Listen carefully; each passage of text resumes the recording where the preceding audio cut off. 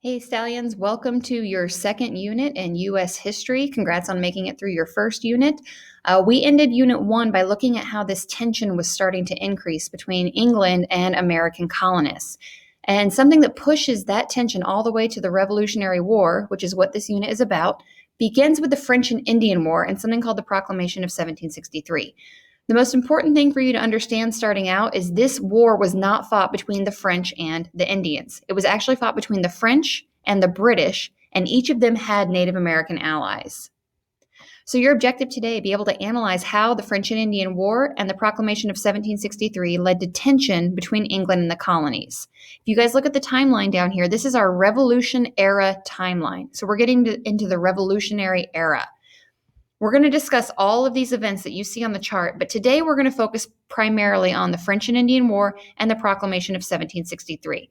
You need to know how it all began before you can fully understand and analyze how we ended up as an independent nation. So what was the French and Indian War? Before the war began, we had these pre-war boundaries. And if you look at the map and use the key, you'll see British territory is in this pink color, French is in the orange, Spanish territory was green, and the striped territory was disputed between Great Britain and France. That's what they were fighting over. So notice before the war, British American colonies were only a small section of North America, and France controlled a lot of land. After the war, France is completely wiped out off of North America, and Great Britain has taken over that land. So you can use your analytical skills and figure out who you think won the war. So again, they both fought each other over this fertile farmland, and they're fighting over what's called the Ohio River Valley. It's in this first square here on the map of the left. That was that disputed area that they were fighting over. The Treaty of Paris formally ended the war and gave that land to the British, but they still had some massive problems. So winning the war was actually not very beneficial to them because it led to increased conflict.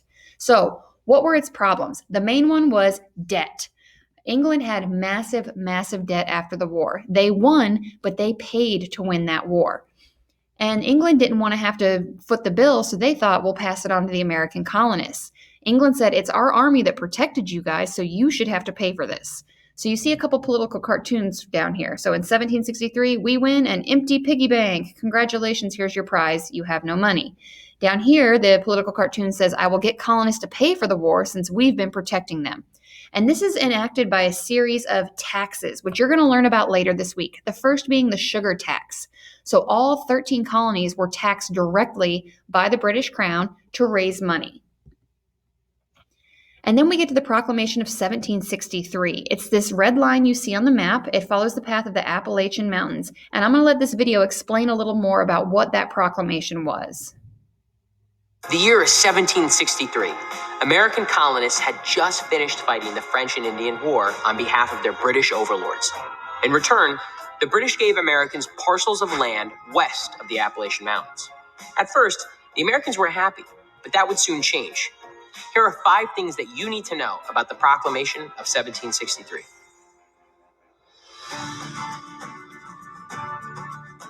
In the wake of the French and Indian War, a Native American tribal leader named Pontiac was fed up with the British military presence on his land. He and other tribes launched an attack on the British, and fighting continued for the next 3 years. While the British government was already in the process of drafting the Proclamation of 1763, Pontiac's rebellion sped up its enactment.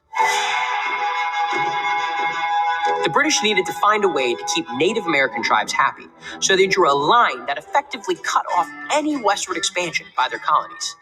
Native Americans would be allowed to keep the area west of the Appalachians, while American colonists had to contain their settlements to the east, rendering their land grants absolutely worthless. Adding insult to injury, any colonists already settled out west were ordered to move. You see the problem? The Americans felt the proclamation was unfair, so in many cases, they just ignored it. In a few instances, British soldiers forced American frontiersmen back across the border, sometimes burning their settlements. But for the most part, enforcement was pretty weak, and colonists still sought land across the border, even if that meant breaking the law. French and Indian War hero George Washington was one of the many colonists who flouted the law and sought to purchase as much forbidden territory as possible. In a letter to his real estate agent, he dismissed the Proclamation of 1763 as a temporary expedient to quiet the minds of the Indians. In other words, Washington believed the proclamation would be repealed someday, and when it was, he wanted to already have a claim to this land. One of the unintended but most significant effects of the proclamation was the universal hatred for the British it created throughout colonial America. This is one of the earliest circumstances that created an American identity, because for the first time, the 13 colonies had something in common. The British promised them land, and they didn't get it. If you're looking to find causes for the American Revolution, one of the earliest and least obvious is the Proclamation of 1763. King George thought he could contain the colonist settlements, but what he could not contain was their freedom.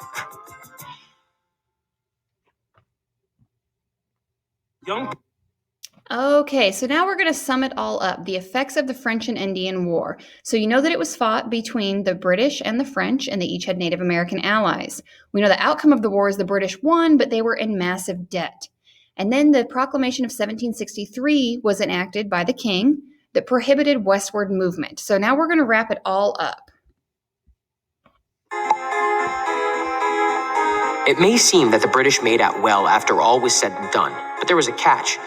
You see, William Pitt borrowed heavily to finance the French and Indian War, which left his nation in tons of debt.